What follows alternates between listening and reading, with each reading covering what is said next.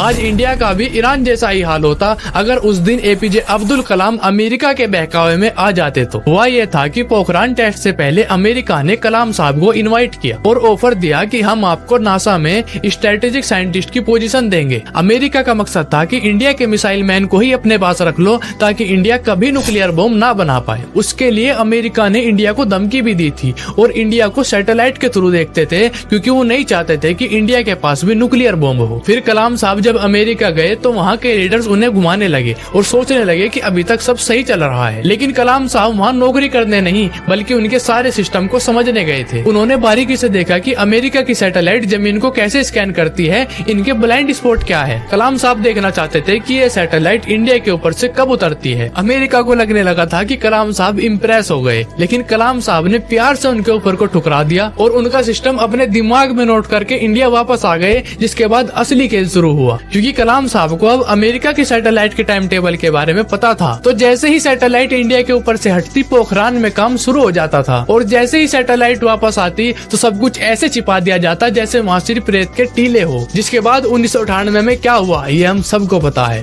4, 3, 2, 1 इसीलिए आज कोई भी देश हमारे इंडिया की तरफ आंख उठाकर भी नहीं देखता। तो हमारे इन जाबाज लीडर्स के लिए आज जितनी बार हो सके उतनी बार कमेंट में जय हिंद लिख कर जाना।